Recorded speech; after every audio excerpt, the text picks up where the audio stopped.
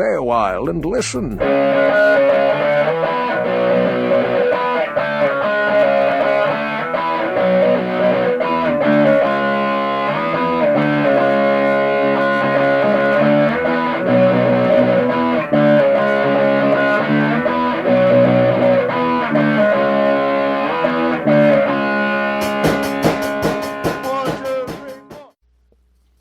Live with an experimental Agony of Positivity, the AOP podcast.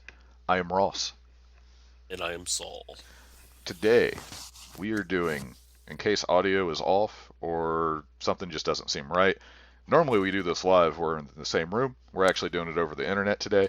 So we're going to try a few different things for what we put up on YouTube and all that stuff. So we definitely hold hands while we're doing podcasting. Yes. It feels a little weird not holding hands today. Yeah, so how was your week? It was alright. Didn't really do much. Work. Right? Yeah, I mean, that's pretty much where I'm at. Work, come home, grocery shopping. I broke down a bunch of cardboard boxes this week. Like, I don't know if you get packages, like, over a period of time, you set that box to the side because once you get close to 40, you're like, you know what? That's a really nice box. I might need to use that. And then you just have it saved there forever. And then you're like, why do I have 14 boxes stacked up now? And then you got to break them down. Yeah, because we get a Chewy box for our dogs. So every month, we get a Chewy box with the order come in. And last year I saved like 6 boxes. And then then the reckoning came and you were like, what am I doing? Yeah, and I was like, let me just... all right, yeah, so, my week's been, I'm hoping to win the lottery or something, so my weeks are a little more exciting, because it's the same old, but, so you had sent me a story this week over the phone of, that I didn't quite understand at first, because I thought it was something that had just happened, which blew my mind, but it happened a very long time ago in World War II, where the 1,000 Japanese soldiers, the place I'm looking at, I have it on the video version here, you can't see it, but it says, an army of 1,000 Japanese soldiers was decimated by saltwater crocodiles during the Battle of Ramri Island of World War II. Yeah. So, what you showed me, like, on the phone, it didn't have all that, and I just thought this was like a recent thing, like a training exercise gone horribly wrong. Oh, no. Yeah, that would be insane. It'd be amazing. Not in a good way, but it would definitely be a good story. Yeah, I was just on a rabbit hole, as you say, on YouTube, and this thing came across, and I was, my God, how have I never heard it? Yeah, it seems real strange that I've never heard anyone talk about this. I know people who are into Peter Pan and Hook, so you would think people being mauled by crocodiles would come up with this story. Now, did you say there was an actual documentary on it? Yeah, it was. Don't ask me the link. Because, okay, I'm sure you could search for saltwater crocodile Battle of Ramri and get to it somehow. Was it on YouTube? It was on YouTube. Yeah. Okay, so what did you start looking at that got you to this? It's untelling. I was really looking up My Little Pony, and... No, actually, I know what it was. For some reason, and I don't even know how I came down this trail, I was looking up robotic spy cam for animals. And, like, for at home? Or to put on home. Them? No, so what, I guess it's National Geographic. They're getting, like, these puppets or whatever that looks like real animals, and they're putting it into the wild so they can get reactions of animals looking at this robotic animal that has like a spy cam in it, So you watch how these animals react to it. Interesting, and, I guess. So in any case... Yeah, so that somehow led you to Crocodile Cam. Yep. Now, for the documentary, have you seen, like, the cheesy documentaries where they use, like, made up bad sounds, or it's actors. like some dude in the background like crocodile noise, angry crocodile noise. It was one of the, I don't know. I guess it was they were showing pictures and they had someone narrating. I doubt it was the actual soldier, Pro- soldiers that were part of it. But yeah, they had like the voice actors talking about being the different soldiers or whatever. right, like their perspective of it. Well, I mean, Yep. it'd be terrible. Like, so basically, what happened, like from what I read, is they were kind of like forced into like a swampy area, hmm like by the Well, Allies. now, well before all this happened, I guess the Japanese soldiers um, created a perfect storm, basically, to where they were killing everything on the island because the Allies pretty much blockade the island from getting supplies or whatever. So basically, they were starving to death. Right, so Japanese they start soldiers. killing all the wildlife. Yeah. So, and they were killing the stuff that the crocodiles would eat. So they created a situation to where something was getting ready to happen. Right, and And then they got we pushed probably should tell into. our listeners the reason why the Allies wanted this island, a airstrip that the U.S. wanted. Okay, so they were gonna turn that into to theirs, basically. Yeah, and in the documentary it said that the United States government, told them like, hey, there's no way you guys can do this. You need to just surrender, and no, we don't do that Okay. because of Japanese honor or whatever. So Right. Yeah, that's always a big thing with that. And then, hmm. Yeah, so at a certain point, they're getting pushed back into what I would imagine would be the swamp, and the crocodiles. Isn't there something like the saltwater crocodiles actually hunt at night? maybe yeah, I don't know much about. I don't know much I about that. Yeah. I think there's something where they're more like a nighttime hunter. Well, I'm yeah. scrolling So through this to see, but I could have swore I remember reading that somewhere. well, and the Allies, so yeah, they make their way to get on this island, and I guess they saw the Japanese soldiers retreat in the middle of the night, and they watched them from a distance, and they said all they heard was the screams and like water thrashing and like gunfire happening Well, yeah, all night. this says that the reptiles can grow 20 feet long and weigh 2,000 pounds, but even a hmm mid-sized saltwater crocodile could easily kill a full-grown adult human, hmm with many being known to eat animals as vast as water buffalo. Soldiers were viciously and mercilessly attacked by the crocodiles. I like the hmm wording to where it makes it seem like the crocodiles, you know, waged war on them. sure, sure. Like I imagine like one crocodile with like the corncob pipe and like the colonel's hat Yes. commanding the other crocodiles. Yeah. It was. Yeah. No, it was just people, humans invading their area, and they're like, "Well, we're hungry, so It says here that the likeliness of hearing of this battle hmm is small due to it not being one of the Second World War's more significant skirmishes, but it's one of the hmm oddest and creepiest, yes, which I would have to agree with. yeah." So I guess they heard like shots being fired all night and people screaming or whatever. And I guess in the morning, how many people was it? It was like 20 people made it out. Let me see. This says the crocodile's wandering habits. Ultimately, 520 out of the 1,000 Japanese soldiers managed to survive. Yeah. So that's a lot of dudes taken out by crocodiles. Well, and also the thing that I'm reading here also said it's hard to determine how many Japanese soldiers died of disease and dehydration, and starvation before this encounter happened Right, because out of the I thousand. guess Well, and the because you random gunfire as they're trying in the middle of the night to shoot crocodiles. yeah, exactly. So who knows how many actually entered the swamp or whatever. I mean, regardless, Yeah, we're still giving them 480. Crocodiles took out sure, 480. yeah, They're still there to this day, waiting. which is insane. Well, I mean, the likeliness of that being true is probably there. Those Yeah, crocodiles probably, the World War II crocodiles are probably still in that swamp. they are. Man, that'd suck.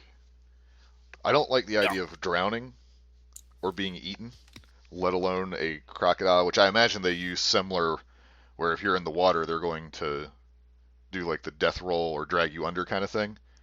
So you're drowning and being munched on. That would suck. Yeah. Yeah, it would suck.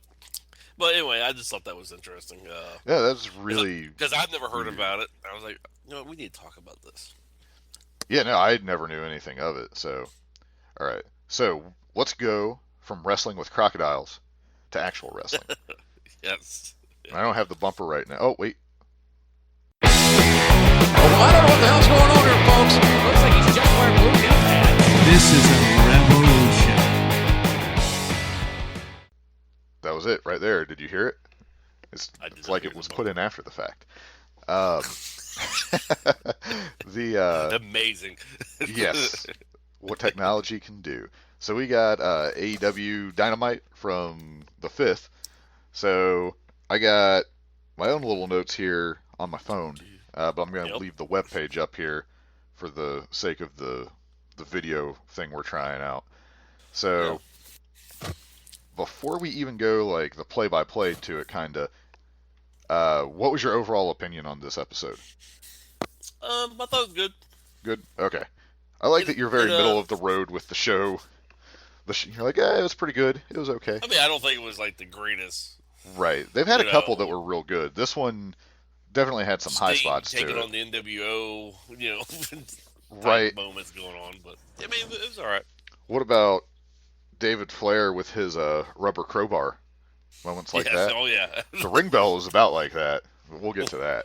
So, let's see. So we started out. We had Moxley and Ortiz kicked it off, which I was a little bit surprised of.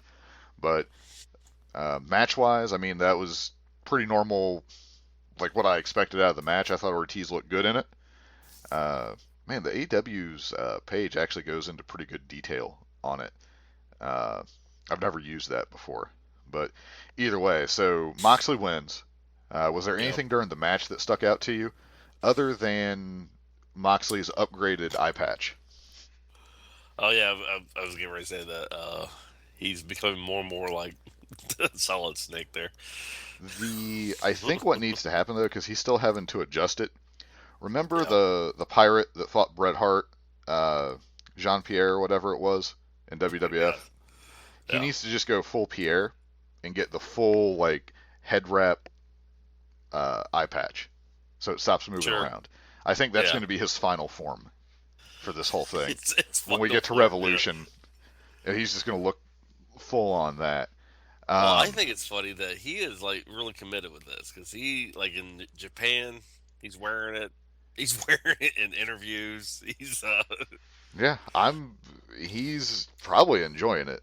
Now, I'm really curious if they're doing like the Scream Mask style blackout, where you can still see through it somehow, or if he really is just making himself blinded in the one eye during the time that the patch is on. Yeah. Also, is he wearing it at home and he's constantly trying to grab like a water bottle and just knocking it over because he has no depth perception? And Renee is just yelling at him. Renee Young's like, "Can you please take that off? We're not wrestling anymore." No, honey, I'm living in. I'm a method actor. Like, here's a method. Try just acting. Yes. Yeah, but it's pretty interesting that he's just keeping it going. So he's, I assume, having a blast, like from a creative standpoint. So I thought it was interesting at the end where Santana comes in and gets basically stabbed in the eyeball. Yes. With the car keys. Now, I don't know when it comes with like a key like that, if it's a stabbing, a shanking, or a keying. Like, I don't know what you consider that. But either way, he got in the eye. I did like where... So is this going to end with like everybody in the inner circle missing an eyeball? I hope so. I hope that it's just absolutely ridiculous. Or somebody is just full on blinded. Because if like Moxley were to be like... I could see the end result if Jericho wins the feud somehow. Moxley is blinded for 3 months and then comes back. Like, they take his other eye or something. Sure. I did like how when Santana got, like, stabbed in the eye, like, he treated it equally as big of a deal, and everybody else did, as when it happened to Moxley. Yeah. Because I have to criticize WWE on this, and a lot of other federations over time, where you'll have someone, like a chair shot or a weapon shot or something, and then they do the same thing to the other person, but it's not nearly as severe to them for some reason. Yeah. But in this case, and they get to the backstage thing a little bit later, but it's a big deal. Like, he's going to be wearing an eye patch too, I'm pretty sure. So, unless they explain that the key didn't do as much damage as the spike, because it's not as big or something. Yeah. But you break through the cornea, you're in a bad way. So the Bleacher Report gave this a B+ grade. Is there a scale like A+ to F minus? Yes. I think it's just F. Okay, I was gonna say, because really, if an F's a 0, you can't have a minus. Yeah. So I mean, would you agree with that? I guess I would agree with it. Yeah, I mean, it was. I was entertained. Not B+, maybe B. I don't know. I haven't really thought of rating the matches like that, just because who am I? But I mean, it was. I didn't hate it at all. Compared to the other matches on the card, this was definitely one of the better. But yeah, so let's see here. So we get over to SCU against your favorite tag team ever, the Best Friends. Yeah, so you had your favorite superstar, teams. Trent. You have two teams that I care very little about. So yeah, I mean, they're all good. I don't know. For me, I want to see Scorpio Sky almost do single stuff. Yeah, because he's awesome. I want to see Orange Cassidy do single stuff. Everybody else, I'm kind of indifferent. I do like Trent, and I think Chuck Taylor's fine, but there's just nothing to get me invested in him. Yeah. So, I mean, the match I thought was a pretty standard match. I didn't know who was going to win going into it, because I could have seen it going either way. SCU gets the win, though. Then we get the Dark Order coming and beating everybody up. I like that, what's his name? Nightwing there. Grayson. Oh, yeah, Stu. Was not having any part of Orange Cassidy's games, at all. Yeah. He just waylaid him. Yep. Yeah. Which is fine. I mean, that's good. That's probably the biggest heel move of the night overall. Sure. Let me see here. If there was... Christopher Daniel finally comes down and everybody retreats. Yeah. Going more... At this point, I have to assume they're playing up that everyone thinks it's going to be him. Yeah. And that's the whole red herring thing. Or, yeah, I mean, and then, so their first feud that they're going to have, whoever this Exalted one is, if it's not Daniels, is he going to have a feud with the Fallen Angel here? And, I don't know. I'm not sure. I read an interesting post somewhere making the case for Dustin to be the dude. I was okay, that'd be interesting. Not quite a letdown and not amazing, but from a story, it'd be okay, this is interesting. So I could see that. So the problem is, I've heard, Brody Lee coming in.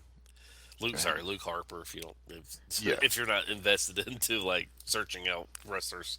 Luke Harper, Matt Hardy coming in, But the thing is, I think those characters, they're characters on themselves. They don't need the, the Exalted One gimmick. I don't look at Luke Harper and think mastermind character.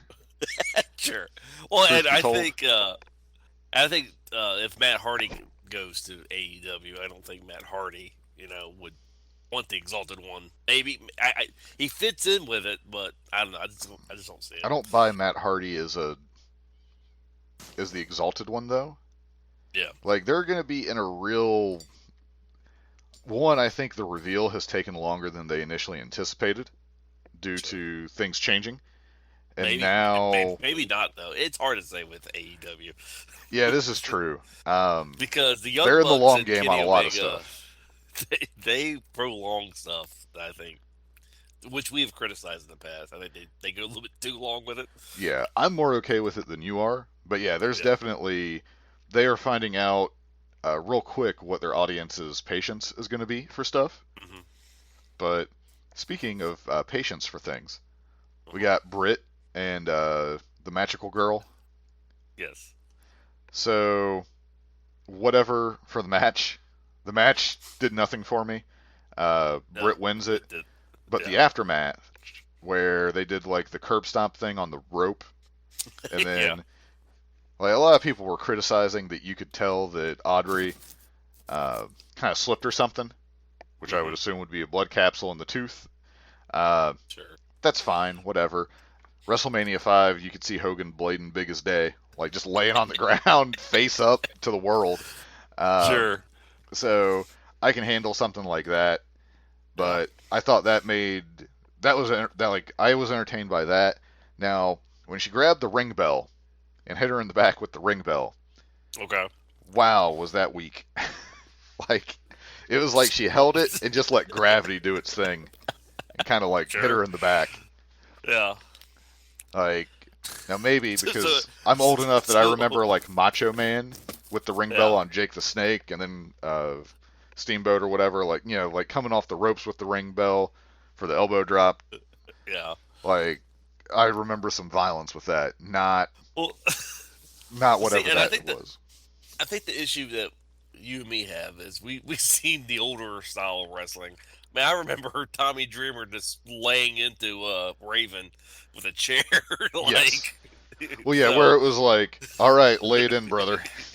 Yeah. Although, so you know, maybe, the violence of that ring bell from Britt, though, what if she was the person in the Dark Order who was going for the eardrums by pounding the mat next to the guy's head? Yes.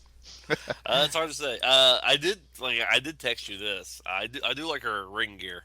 It was very sharp looking. The black and silver? Yeah. It was very Diesel. Yeah, maybe that's why I liked it. And Britt Baker lost that match. I don't know if I said that she won for some reason. Just in case I said that. Yeah, no, it was she lost. Yeah, with the roll up out of the. Which was kind of weird. Yeah, I thought she was going to win it, but then her knocking a tooth out. Now, what would be even better is if she would then like come out next week and offer discounted dental rates. Yes. That would be fantastic.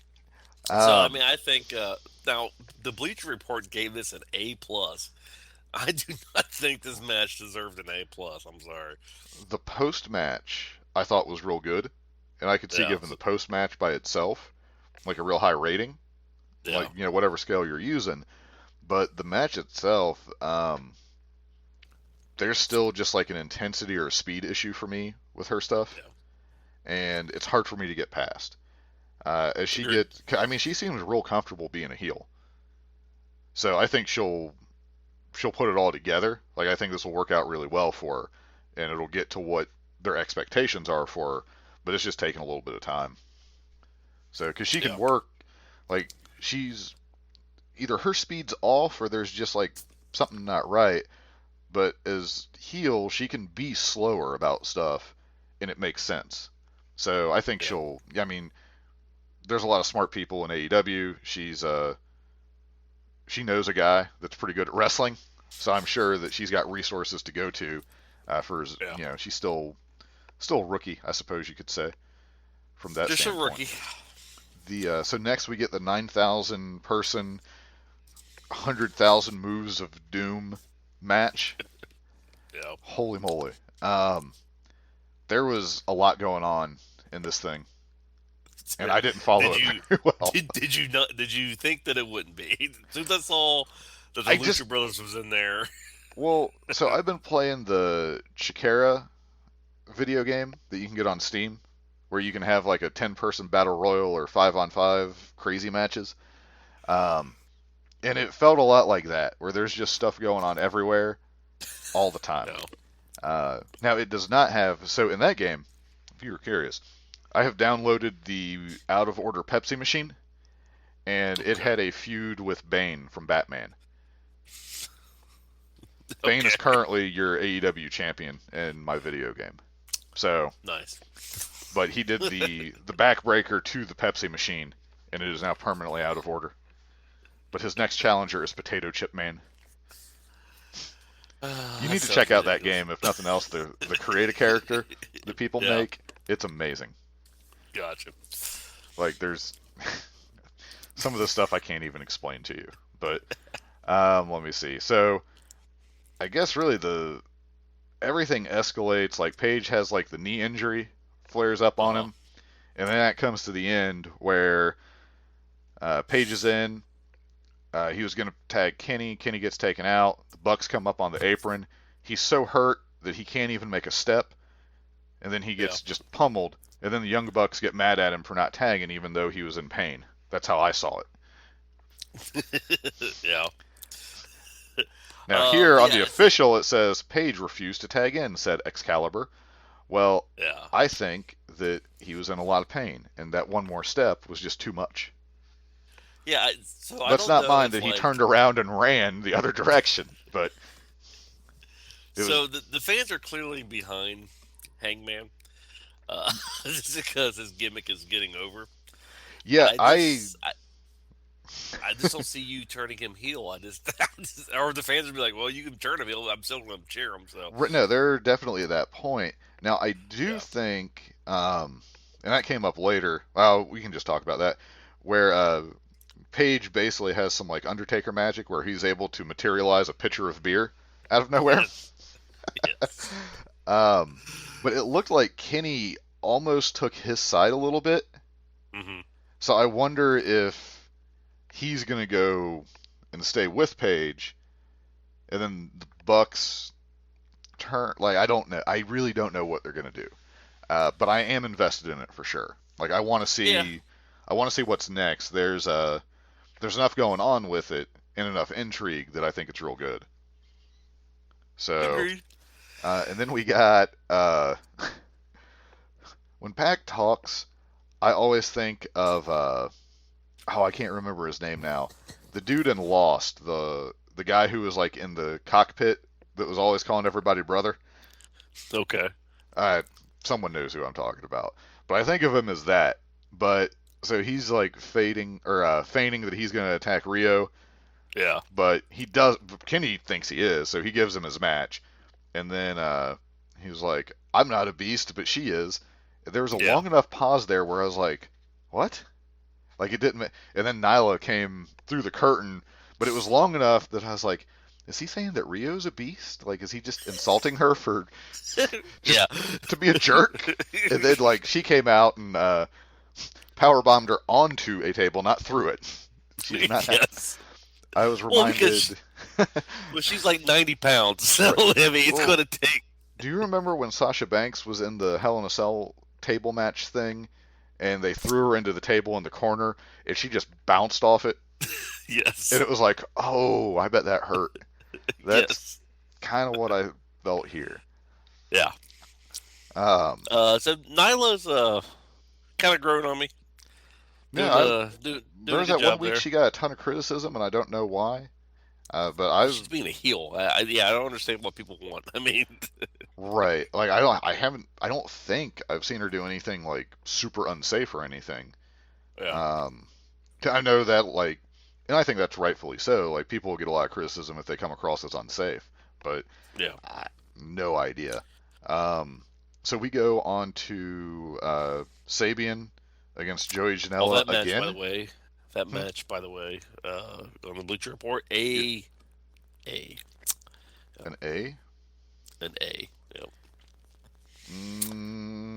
I don't know how this one gets an A, but the Britt Baker gets an A+. I'm baffled at that. It had to be like the story of the after angle. I do want to mention Kenny's, I guess they call it Snapdragon. Like, that's, I say it all the time, but that thing looks so safe compared to what I'm used to seeing for a Dragon Suplex style, where it's like, I would let him do that. Now, the normal, like, when I see, like, in New Japan, if they're doing those, and it's, like, high and tight on the neck, I'd rather let somebody like Tony Schiavone give me, like, the Steiner screwdriver than take one of those. Sure. Yeah. Let me see here. So yeah, but we got Sabian and Janela again. Have they fought every single week on every single possible show? Because it feels that way.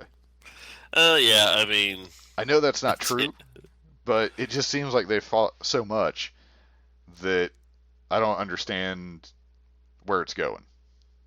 Well, I mean, hopefully, I guess at Revolution, I mean, it'll end this feud, because I don't think this Wait, are feud they fighting at Revolution too? I don't know. I hope not. I'm just throwing it out there. I don't know, because I'm just like, this feud is... Because I don't really understand it, because Janela is clearly over Penelope. Right. But Kip and Penelope are just like a bunch of weirdos. They're just like, oh no, you still want me? And Janelle's like, no, I don't, leave me alone type thing. So yeah, maybe this is their answer to the Lashley Rusev story, like just a weird version of it or something. And then it's going to end up with Joey and Kip getting married. Sure. Like just throw it on the end or something. But yeah, I don't know. Either way, I've not been too invested in this feud. So. I will say that Ford, she still does a good job of making me like that angry at the manager interfering. Like that works out pretty good. But yeah, so they're doing a good job with that. She's a more athletic version of Bobby Heenan. I wouldn't go that far yet, but she's that like compared to modern day managers or escorts or whatever you call them, she's doing pretty good. So now we get MJF coming out. Oh, by the way, so that match got a C+ from the Bleacher Report there.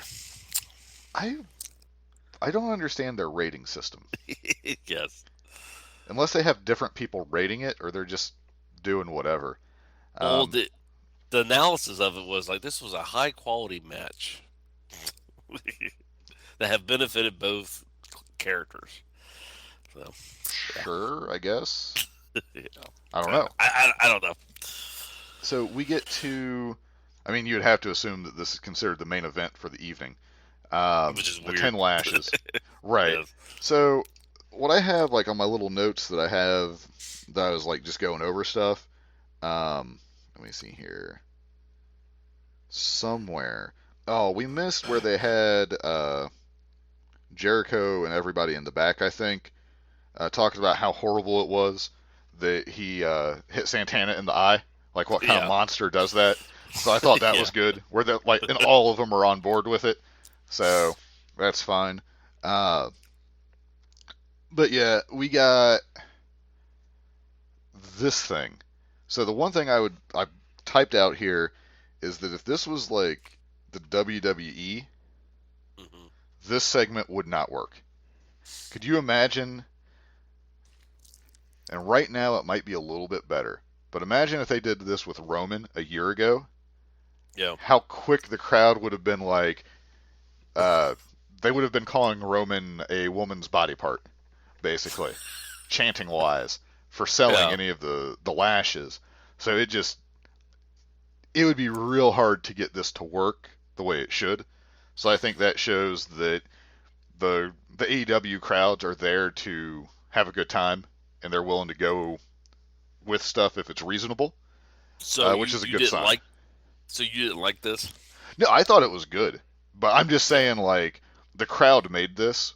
The crowd could have turned this into a disaster. If for some reason they would have decided that they don't like Cody, then instead of getting booed, like MJF getting booed, Cody would have been the one getting booed and being called a coward or something. Well, probably would have been a much more descriptive word. But that's why they've already established before this, though, that he couldn't touch MJF. Right. So, I mean, I know what you're saying, but I don't know what you're saying because... Well, I'm saying, okay, if this is WWE, and they do this with Roman and Triple H, like a year ago. Yeah. Even if Roman's the good guy, like this, it could have played out exactly the same, except the crowd is cheering for whoever's whipping Roman and calling Roman a bunch of names. Like every Yeah. time he's laying on the ground, they'd be like, "You deserve it," something like that Sure. would happen, Yeah. and it would just totally throw everything off. Whereas with AEW, they're behind Cody, the crowd is willing to participate with what's going on, and it Yeah. turned it into a really good segment. Oh, sure, because AEW knows who's Who more the crowd will popular. actually get behind. Yeah. Yes. Could be as Yeah. simple as that, but Yeah. it makes me wonder, like, how many people go to WWE shows now just wanting to crap all over it and not Sure. try to give it a chance. Granted, they've Yeah. earned some of that, to be fair, but there are people who are unrealistically critical. I mean, I have a lot of criticism about WWE, but I'm also not paying to go to the event to just have a bad time. Like, Well, yeah, I mean, that's a whole other psychological issue. issue I think you should have, that people Yeah. have, so, yeah. yeah, like if I went to an AEW, like I would go to an AEW show if they would come somewhere nearby, and I would have a good time. I'm not going to go to a WWE show because I'm probably not going to have a good time because I'm going to constantly be going, well, why are they doing this?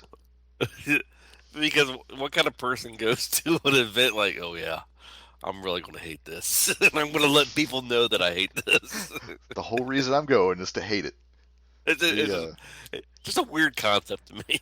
Very much. But so MJF, he does his thing on the mic. Mm-hmm. Cody comes out. MJF makes him give him his belt, which Yeah. I kept thinking they were going to use a weight belt.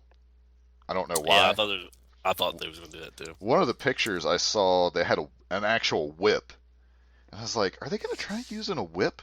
I was like, you got to be real careful with one of those. Well, and I can see TNT's like, You guys aren't using a whip. Are you kidding? Yeah. They're like, this is already on the edge of Yeah.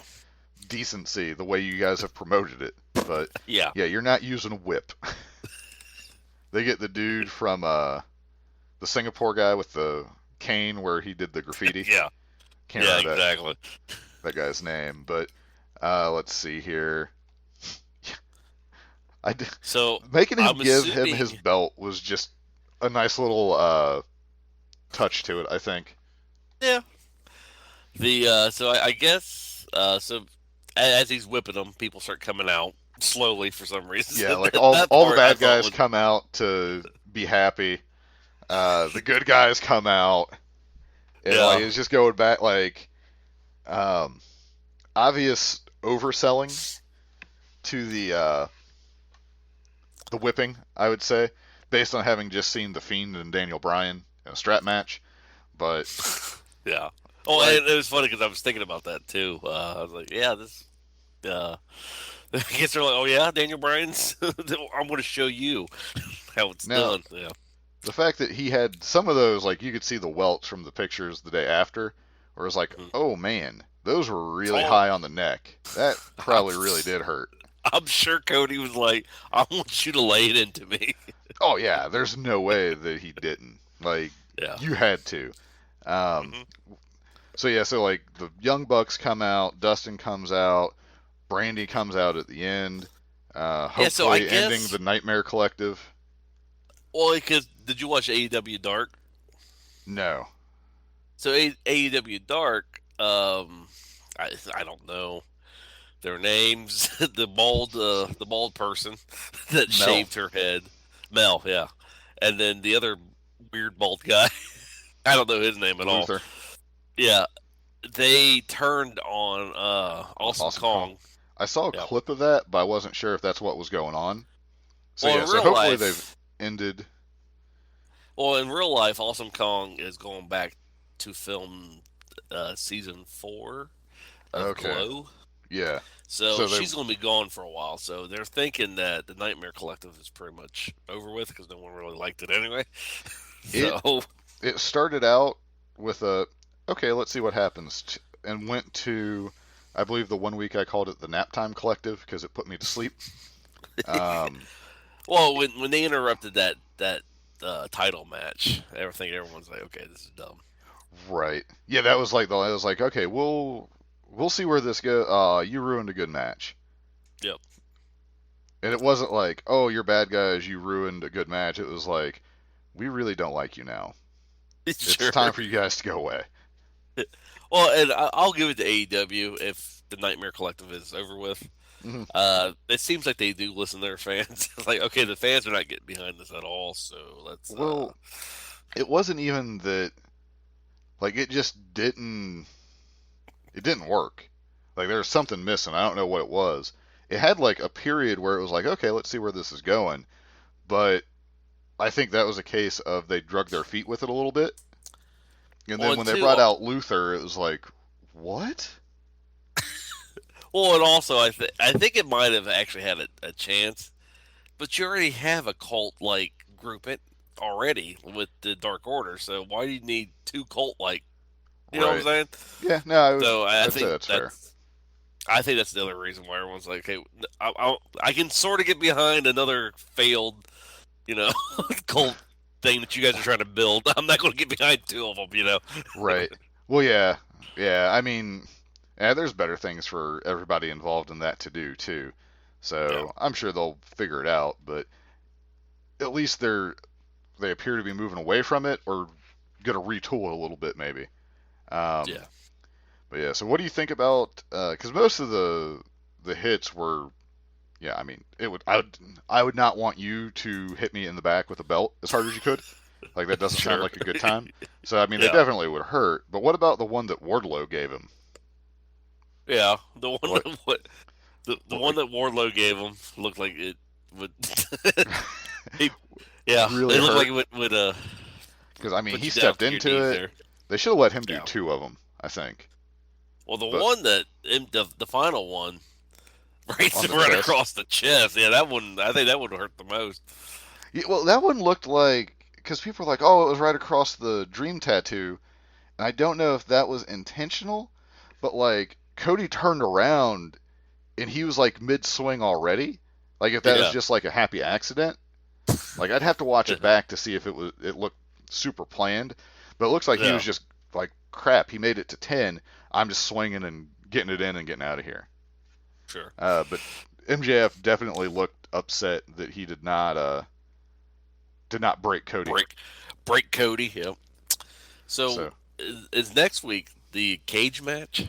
No, that will be a week after. What we have for next week so far, you have Santana versus Mox. Mm-hmm. You have Paige and Kenny against SCU with the rematch, and then you have Nyla and Rio. Okay. Is what's going on so far. So with that, do you have any wild predictions for anything happening next week? I think Hangman and Kenny keep the belts. I have a problem with their tag team because they're not really a tag team. They're kind of put together. They've been a tag team longer than a lot of teams in WWE. Well, sure. If we're using that as a measuring tool, yes. Right. Yes. Actually, that's not entirely true, because I mean, you have like the Usos, the Revival, New Day, the Good Brothers, or the Club, whatever you want to call them now. They actually have like quite a few teams that have been consistent. Like, they haven't been as bad at throwing people together like in a while. Now, in my mind, that's still how it works, but I am aware that they've actually been a lot better about that. So I'd like to think that that's like the tag teams being like, dude, no, not every tag team has to have a Shawn Michaels and a Marty Jannetty. We can just be a tag team. Have you heard of this tag team called the Rock and Roll Express? They did pretty good. Yeah. Did you like Legion of Doom? The tag team? Yeah. At the time, I did. The comic book. Did you? Well, it's hard to say sometimes. At the time, when I was a child, yes, I liked the Legion of Doom. I liked them as the Road Warriors. That was fine. Now, I think if they were around nowadays, I would have felt about them like I did the Ascension in NXT, where I just didn't get it. Oh, okay. Because like the Ascension and NXT were super dominant, and one of the guys we worked with was super into him, and I saw like a couple of the matches, and I was like, I don't get it. And he was like, what do you mean? And I was like, they are fighting like jobbers, or they're just crushing people. I was like, it's not like they didn't have the physique that made that impressive to me, Gotcha. and just they didn't do it for me. So who's your all-time favorite tag team ever? All-time favorite tag team. Yeah. You have caught me unprepared for sure. Yes. I really enjoyed, on the occasion that Malenko and Benoit would tag team, I really liked them. All right. And let me see. Oh, man. I almost have to say, I hate to say this, but like the Rockers? Like, I'm just thinking like when I was little. Like, I was super into the Rockers. I was so let down that Marty Jannetty was such a coward that he would try to jump out that window to get away from Sean. Two-man power trip was awesome, but short-lived. But I liked that whole idea to it. Yeah. So I'm gonna have to think more on it, but I'd almost say like long-term tag team. It's got to be the Rockers or maybe even the Hart Foundation. Okay, all right. Yeah, I can see the Hart Foundation.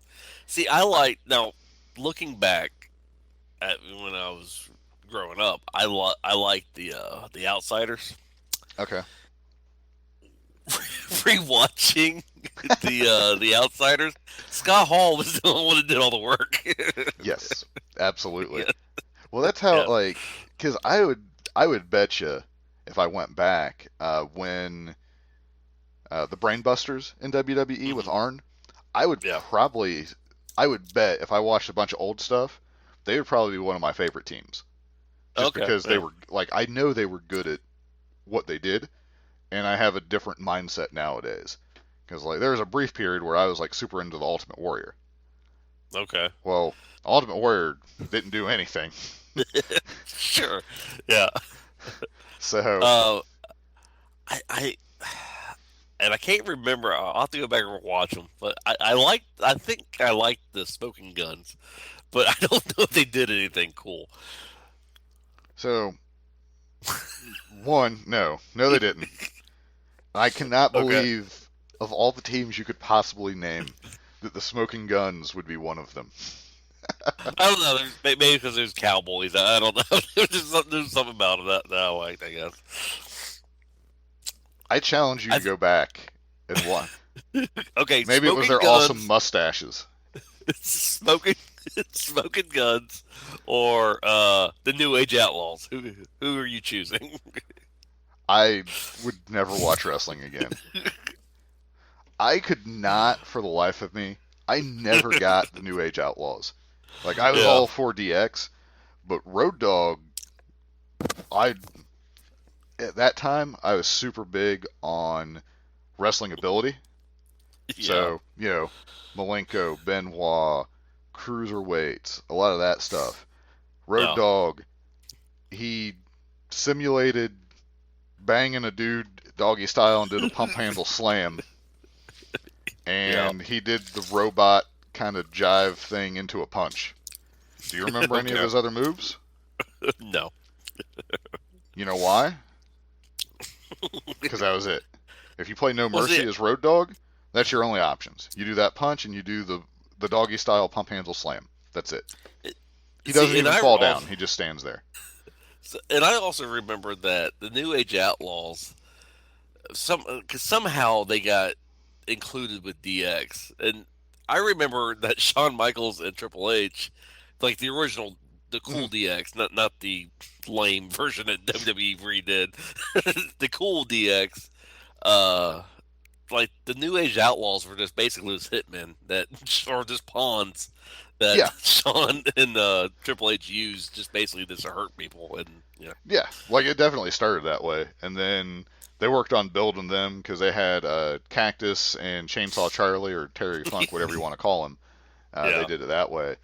But, I mean, they definitely did some okay stuff. But in general, it was Billy's doing all the work. And whatever. So Billy was the Scott Hall of the New Age Outlaws. I would say so. I don't know how... Maybe I should go back and watch some New Age Outlaw matches, but I'm pretty sure my memory is going to be correct where I'm going to be Road Dogg doesn't do anything. He's awesome on the mic, and then he just gets beat up, and then he molests somebody, and then like the pump handle slam. I'm sorry, like Test ruined that because the Test drive was an awesome finisher. Pump handle slam was just weak. Like, dude, just use a suplex or body slam. You know what? So here's what I will say. I liked the Eliminators. Okay. And ECW, and I also liked Sabu and Rob Van Dam as a tag team. So I would have to say, of all the tag teams I liked, Rob Van Dam and Sabu. I would say That's not bad. I didn't think about them because like all their tag matches were typically like that tornado style where it was just a free for all, which I do like that style of tag team wrestling for sure. Yeah, but it does like I think more traditional for tag teams. So I wish I was old enough that I could have been watching like the Rock and Roll Express and been old enough to appreciate it. Yeah. Because, sorry, a double drop kick, while it was super impressive back then, I'm seeing dude get Canadian Destroyer off the top of a cage to the outside through a stage into the brimstone of hell itself and then kicking out on one. So, a little desensitized. So let's move on to WWE. Yeah, so the only thing that I really like, stuff happened this week, obviously, but I figured this is the bigger talking point. Before we get into it, here, you know what I've always wanted to watch? What's that? Goldberg versus The Fiend. I've always wanted to see that because. Did you hope that it would be via satellite? Yeah. I saw that last night, and I'm like, what? And well, they hyped it up like he was going to be there. Sure. Right? Like, the stuff that I saw where they were talking about that, it made it seem like he was going to be live, but it was just through satellite. Yeah. I don't know how I feel about that. I don't know how I feel about the whole match, because Goldberg better not beat The Fiend. I almost hope that Goldberg just spear jackhammer and it's over. The Fiend. Just to see the reaction. You talk about people like, what in the world? I'll be like, well, they're in Saudi Arabia, so maybe they can get away with that because people are like, oh yeah, that's good. Yeah, but once they come back, because that would be, so you've built the Fiend up to feed him to Goldberg? Is basically how that would be taken. Yes. Like, oh man, that'd be awesome. But, so, yeah, I mean, I'm curious. I mean, I have the WWE Network for at least another month or so. Now that might be changing based on what they're talking about. So I guess during the earnings call, they mentioned that they're looking to potentially sell pay-per-view rights to another major streaming service, which I would have to assume would probably take them off the network and put them to where you would buy them somewhere else, right? That seems like a fair assumption. Yes, yeah. Or is it going to be like a delay to where the actual, like, for example, like you solve WrestleMania on Sunday, and then maybe you get to see it again. You actually get to see it on the network, maybe like on a Tuesday, or I don't know. I don't know. I don't know how they would do that, but let's go. Yeah. Like, the more popular topic seems to be that it's totally off the network. Yeah. Would you continue paying for the network if all you were getting was, let's say you had to wait a whole week to watch the pay-per-view, but you only got like the original programming and all the old stuff on the network? Would you be paying $10 for that? Or, I'm sorry, $9.99 for that? No, I wouldn't. Okay, I do not think I would either. Now, what I would do is I would probably once or twice a year, get the network for a month, watch all the stuff that I wanted to, because they do put out some really good stuff. But for me, it's all about being able to watch the pay-per-views for $10, since there's one every other week now. I'm never paying that kind of money for it. I would probably still, I'd still probably pay for WrestleMania. And then, because I pay for Wrestle Kingdom every year apparently now. So, like, might as well add that, and I'll probably pay for or split or however it works out with AEW. Same thing with that. So, Well, I think the problem is because I guess USA was complaining about WWE's YouTube channel was putting too many highlights on because people wasn't watching USA; they were just watching the highlights on YouTube. So I think that's what people it's do. gonna hurt them. I mean, I think it's just going to hurt them. I mean, I think people will just be like, "Yeah, I'll just wait till it gets on YouTube and I'll watch it there." Yeah, there's no. I don't know. I'm definitely the fact that it's been $9.99 and I get the pay-per-views and I get all the other stuff. Now they could take all the other stuff away and just give me the pay-per-view for $10, and I'd be okay with that. But there's no way that that's what would be negotiated if they do sell the rights. I just can't imagine that happening. So but yeah, no, I just thought that was an interesting thing because there's no way that works out well for them. I wouldn't think. I mean, I could be surprised. But I guess we'll see. So I wanted to, for this week. Now, do you have anything else on that? What, WWE? Yeah, like the whole, them maybe moving the pay-per-view or selling the rights to it or anything? Oh, yeah. I mean, Or anything in general with them. I think it's a bad idea for Yeah, we'll see. I mean, there's been a lot of things they've done where I'm like, well, that's not a good idea, but yet they keep making more and more money. So what do I know? Hey, I mean, this man is really, really super rich. So apparently he knows more about business than we do. Shockingly. Right. I know. It's painful at times. But yes. So it seems like, because I have a couple things from a video game standpoint to talk about. Oh, so we did the transition with our little bumper then, right? Get over here!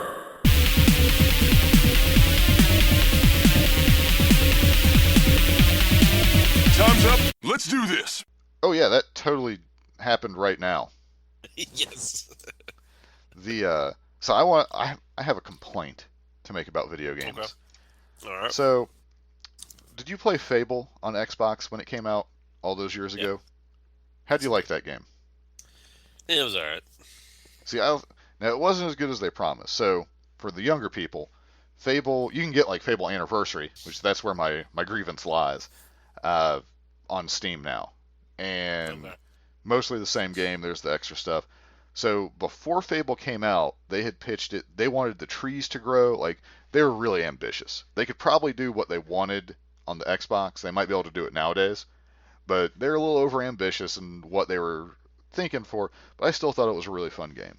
And I've been looking for a particular style of game to play. So I was like, ooh, Fable Anniversary. It actually has controller support. I'm going to buy this and play it, and I will have fun. There is another Fable, I forget which one it is. It's like, I don't know, Lost Chapters or something. It doesn't have controller support, so you can only play it with mouse and keyboard, and that's really weird to me, so I can't do that. But So I buy Fable Anniversary, and I'm having a good time. It's like, oh yeah, it's Fable, you know. So in Fable, you got to collect the little green orbs from everything that you kill for your experience. And then you go back to your hall, and you basically like level your skills up or get new skills, whatever you want to do. Well, there is a bug. When you go to the little, there's like a green portal that you stand on. And when you go into that, and if you start to scroll through it, it crashes your game to the desktop. Okay. It doesn't matter how long you've been in that menu. It's possible that you could go into it, and it will instantly crash. It's possible you'll go into it and you use like your left and right bumper buttons to navigate to basically physical spells, all that stuff. Yeah. Moving from one to the next, it feels like a 70% chance that you're going to crash the game. So you would have to get to the one that you want to without it crashing, select what you want, save your game, and then move to the next one if you're trying to do multiple things at once in hopes that it doesn't crash. So what finally broke me is it had been doing that, and I was mad, turned it off, woke up the next day, was like, okay, I'm going to see if I can get this leveling up thing taken care of. No. It did it like 5 minutes straight of as soon as I went into it, it crashed it. So I got a refund on Steam because that's unplayable. I had done some research trying to see if there was a fix for this. One person had mentioned if you turn off anti-aliasing, it would be a little bit better. Didn't do anything for me. This goes at least back. I have on the screen right now from Steam. There's a Raptor Badger who on May 12th of 2017 at 9 o'clock had mentioned the level up bug. And there's some that go back even further than that. But it's been a long going issue and it's never been fixed. And it made me really, really mad. Because it basically breaks that game. Because if you can't level up, that's half the fun, is using lightning to blow people's heads up. It's true, yeah. So, Yeah. have you actually had to get a refund from Steam ever? Like, has the game been so bad that you've refunded it? No. This is... But I'm very, very picky with my games. This is only the second game. There was one of the... It wasn't the 2K20 WWE game. There was one of them I got, and it was on sale. I mean, it just wasn't fun. Like, basically, I'm a No Mercy kid. Mm-hmm. No Mercy or SmackDown, Here Comes the Pain. Like, those were my favorite. And the controls are nothing like that, and I could not get into it. So I refunded that one. I remember one time I was going to go buy a recent WWE game, and you're like, "Don't do it." So the one time I was actually going to buy it, you kind of talked me out of it. Yes. I have downstairs right now, I have a Nintendo 64. I have multiple controllers. I have No Mercy. I have WCW Revenge. I can let you borrow that, and you'll be much happier. I can promise you.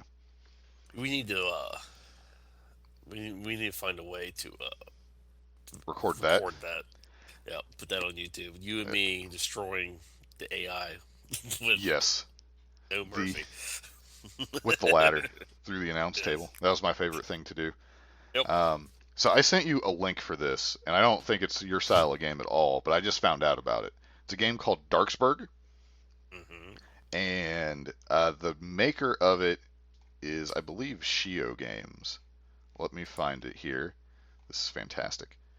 Whatever. They don't have their name anywhere that I can find on the website, but it's basically, it looks like if you mix possibly Diablo or League of Legends, like that kind of setup, because it looks like it uses QWE, like for your attacks. Yeah. And the Left 4 Dead, like where you're trying to escape the zombies. It's like a combination of those two games.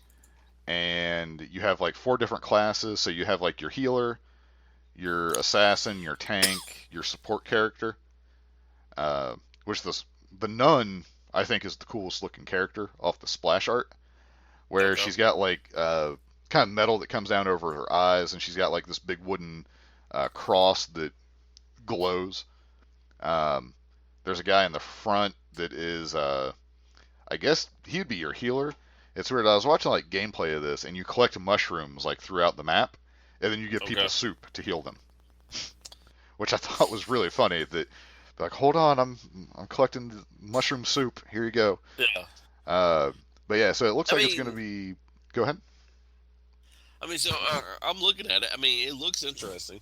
I mean, you right, can try it. Right. It looks. Now it's going to be going into early access on the 12th. Now I don't know what kind of pricing scheme they're going. No idea what they're doing with it. From a price standpoint, I don't know if it'll be free. I don't know if it'll be $20. I mean, it looks like it's in pretty good shape from the gameplay stuff that I've watched. But I mean, they're probably going to edit that to make it look good, like whoever's doing it, since they're in the closed beta. So if it's like a bunch of, like it's hard to say once you get like a ton of people playing it, you might uncover things that you wouldn't otherwise with like a small group. Like we see that happen to Blizzard all the time.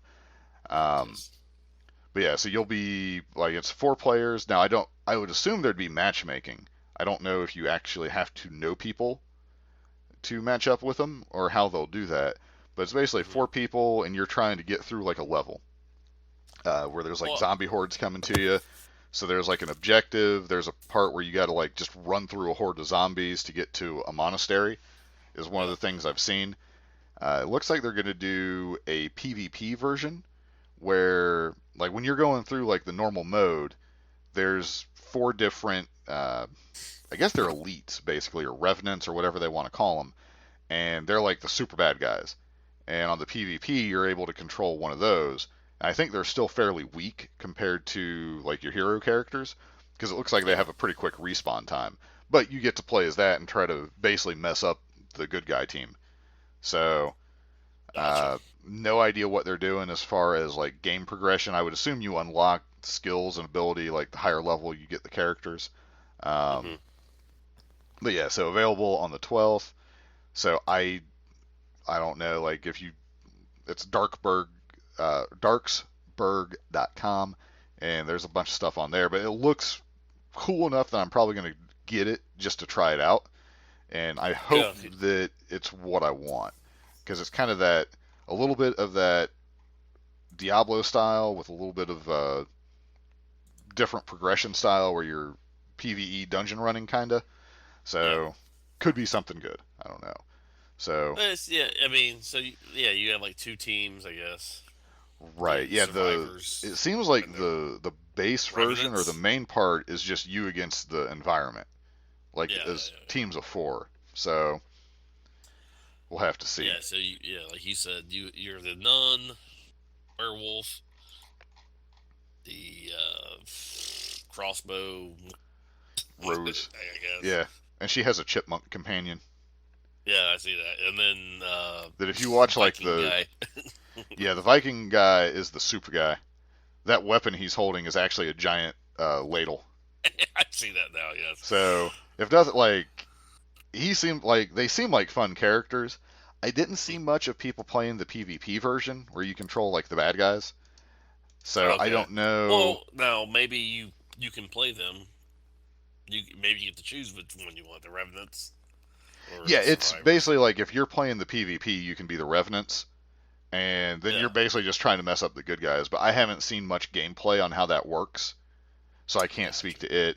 I watched like a few full playthroughs of some of the PvE levels, and it looked like it was fun. Like obviously, if you're playing, like if me and you were playing, and then we had two other people, we'd still be having a pretty good time because we'd be Sure. pretty easy to talk to each other. How that's gonna work for just solo, like four random people thrown together, I don't know what the expectation for that would be. But Yeah. I mean, I'm interested as long as it's like the $20 range. I'm gonna give it a try. Yeah.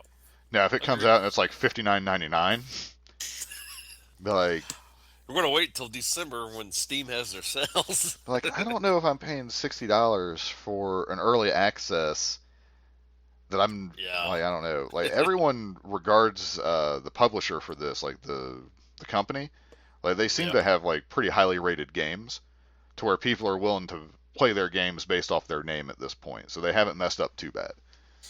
Yeah. So, Yeah, I mean, and then I will give it a shot. Why not? so I want to skip here. You had told me about this game called The Isle. Yeah. Yeah.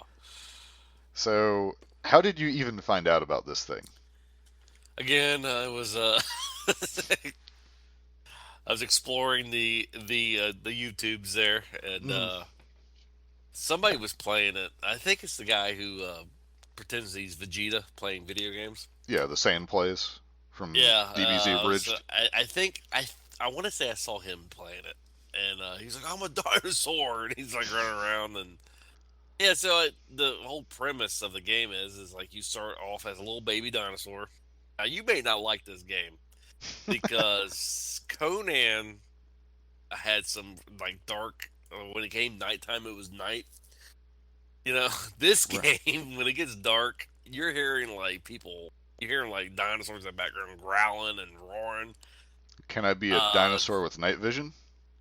you can switch over to night vision. It's not that far, so you're only in your own like little area. And the gameplay I was watching is so you're a little baby dinosaur and you're running through the forest, and all of a sudden this big T Rex will just pop out of nowhere and just eat you. And you're talking about some scare jumps. Yeah, I they can got it. see I can see people like yeah. So I I'll have don't to know if you'll look. like it or not. So it's basically you start as a tiny dinosaur and you try to eat smaller dinosaurs and get bigger. Yeah, so yeah, I only seen people play the carnivores because I think they're probably the most fun, I guess.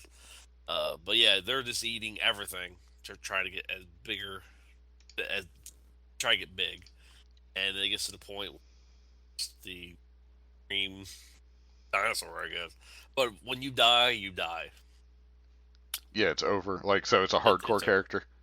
Yeah, so you have to like start back over. I think it was The released back in 2015 and still in early access. So yeah, I don't know. well, I mean, have you ever played like the Snake.io or Holes.io type games? It's basically like the simplest game ever, where it's get someone else to run into you or trap them or whatever, and then you Okay. expand as you take people out. And those games are incredibly fun, at least to me. So I could see this being like a more in-depth version of something like that. Could actually be a lot of fun to play through.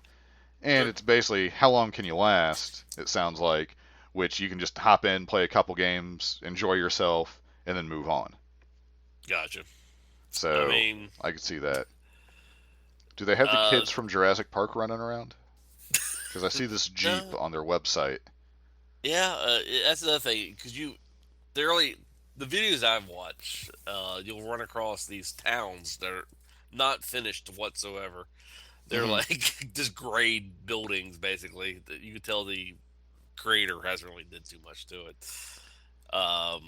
So that part, I was like, I don't know. I mean, it looks interesting, but then again, it looks like it could be really cheesy and kind of boring. Right, but I mean, if you, depending on the cost, like, do you know the cost of it? $20. $20. So if you can get $20 worth of enjoyment out of it, though, who cares? Like if you're going that way. Yeah, sure. So, which $20, I mean, if you compare that to going to a movie, you know, what 2 hours? Like if you can get 2 hours of enjoyment for $20, that's almost worth it in a sad kind Yeah, of way. yeah, that's All true. right. So I had told you about the next game, Realm Royale. Yeah, So, because we've mentioned before that like uh, Fortnite is a good game, like from the way it runs, the controls of it, like it's an enjoyable game, but I think we both hate the building aspect.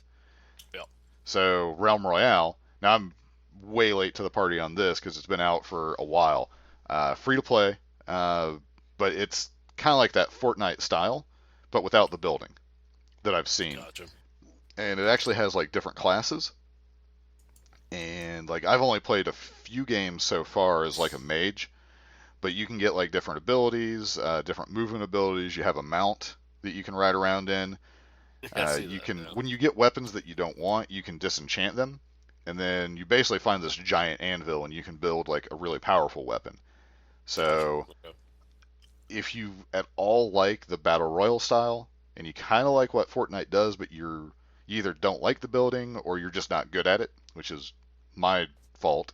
I'm just not good at the building, and I don't like it, so it's a double whammy. But this gave me like that playing a battle royal, like the third person style, and it was Okay. pretty enjoyable. And it doesn't cost anything, so even if it sucks, you're only out a little bit of time. So, but it's on like everything. It looks like it's Switch, Xbox, PlayStation, Steam, um, wherever you want to play it, you can play it. So I might actually One try of it on the the Switch. Also, it's on the Switch. I mean, they got the Switch logo. I will click the Switch button and see what it says. Yeah, I Available might actually now, download it if Nintendo it's on the Switch. Switch. Well, yeah, I'll try it. So, Yeah, I was actually playing a lot of free to play games on the Switch, yeah. and they have some really good shooters on there. I'm a big first person shooter person. There were some fun ones on there. The More of a yeah, I third person guy. I like third person.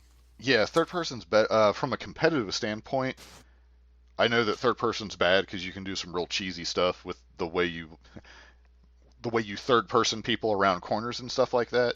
So first Sure. person, if you're truly into like the competitive nature, I understand that. Hmm. I am when I'm playing those kind of games, that's not what I'm in it for. I'm just having a good time. Now I could see though if I got like really good, say I got super good at Realm Royale, but then I noticed like the flaws with third person versus first person, I could see where Yeah. I would have a problem with it. But as it is Gotcha. now, that'll never be my issue. So the other thing that's interesting with Realm Royale is when you get killed, even in single player, like Yeah. Fortnite, if you're solo, you're just dead. Yeah. Whereas if you have like squad game, like you can be revived. Yeah. On Realm Royale, if you get killed, you turn into a chicken, and you can actually run around, and you have like a respawn time. So if they don't kill you in chicken form, you turn back into your normal. So like you can actually, like say you get sniped from super far away, there's a chance you might be able to run around long enough to not die if they don't close on you. So it gives you like, there's a little bit of forgiveness there. I don't know if that's a positive or negative for the game, because I haven't played enough to experience it. I've definitely had someone come back to life and kill me when I thought I had them, because I was so far away I just couldn't get a shot on the little chicken, and they were their movement was superior to my aiming, and then I died. And they did not have nearly the problem that I had hitting them in chicken form. So, but yeah, I mean, otherwise, I mean, it plays pretty much like, there's a little tutorial that kind of goes over the stuff with you, but it basically plays exactly like you would expect a battle royale to play nowadays. So, but it's if you would all like those, you're like, I want something that, I don't know. I'm against PUBG just because it always ran real terrible, regardless of on like what system I was playing it. Where like Fortnite always ran real good, but I hated the building aspect. So this, I don't know popularity wise, like how long you're going to have to wait for games. Like there's all that stuff that goes with it. But I'd recommend to at least give it a shot and see what you think about it. Actually, if it's on the Switch, I will download it and try it. Yeah, I might actually download it on the Switch because I had it through Steam, but playing with a controller. Now I don't know if I don't necessarily want to be on a controller matched up with people with keyboard and mouse, but we will see. So, was there anything, like, have you played anything else or any other games you've seen that are coming out anytime soon? For the past 2 weeks now, I don't know. I've gotten it. I got my PlayStation 4 internet access back, I guess. Yeah. And I've been playing Star Wars Battlefront 2. Yeah. And they've really, now the game has got off to a really bad start. Yes, it started out with a lot of negative. They have actually improved the game a lot from when I first started playing. Mm-hmm. And there's this game mode now where it's called Galactic Conquest or something like that. And I was playing this game last night, Ross, I kid you, for an hour and a half. Like just one match? Game. Just one match. I mean, because it was just a back and forth of so you have an objective of getting certain areas. When you get those areas, then it goes to the next part where you're getting on these ships, you're flying up to the enemy ships, and you have to blow up their ship. And then if you lose, you go back down to the planet, and you have to recapture everything that you just captured before. It's like I said, I was playing for like an hour and a half last night. Obi-Wan was, oh man, was he OP? Dude, he was like a linebacker. I mean, he was on the ship last night, and the last part, and we were losing pretty bad because I guess a lot of people just had enough and left. So all the good players that started the game were just like, okay, I'm not playing. Yeah, like I'm done with this. So we were going in there, and we was holding them back a little bit. The Republic. No, I guess it would be the Rep. Oh, so I was an android, so I'm a separatist then. I don't know. So I was a robot, and Obi-Wan was with the clones. I'll just say that. And so we're holding him back, man. And Obi-Wan, whoever was playing Obi-Wan, just gets into this linebacker mode, and he slaughtered, I had to say, at least 50 people. He went in there and just destroyed them. So he has spent a lot of time as Obi. I guess. And so we lost finally, but yeah, I was playing that for like an hour and a half. I saw something yesterday about someone did a count of all the times that Obi-Wan has cut limbs off of something. Okay. And it's incredibly high. Sure. Because it's got Darth Maul, Anakin, random creatures that he was cutting arms off of, and then kind of alluded to him almost cutting in half Darth Maul a second time. Yeah. But yeah, like there's something like the count of limbs that he has cut off is very high. Well, he kind of trained, I guess, Luke that way too, because Luke chopped the Yeti's arm off. So that's what you got to do. Have you seen that thing where it shows, like on Hoth, where C-3PO runs up to the door and pulls the warning sticker off of it? Yeah. that makes me Yeah. laugh when I see that. Did you know there was an uncut version?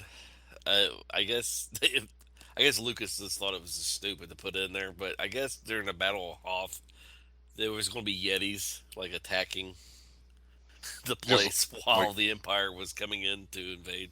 And so the Yetis were fighting the rebels and the Empire. interesting. Like just lots of them.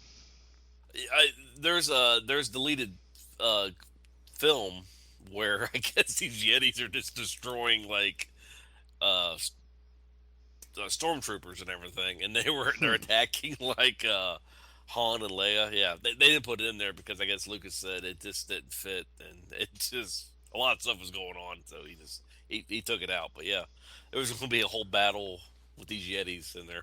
I would like to see that just to see how they did it. Yeah, because I guess there's one scene where I guess Darth Vader was actually fighting some Yetis or whatever, which would I'm like that would have been kind of cool. More Vader would always be good to me. So Sure. I don't know. All right. I have no idea how we are on time right now. I think we've been going for a while. Yeah, we have been going for a while. It kind of bugs me that I can't see the time. I think we're at an hour 20. Okay, well, that's Give or about take. usual time now. Yeah.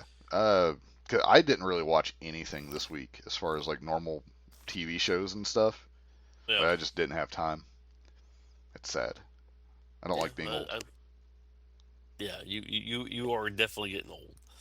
But That's you what don't want to play happens. video games. You don't want to watch. I want to, TV. but it's like that comic where it's like I can't wait till I get home to play this video game that I just bought, but then I go to bed and go to work.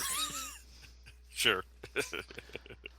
Well, we have nothing else to talk about. I think we should just end the show.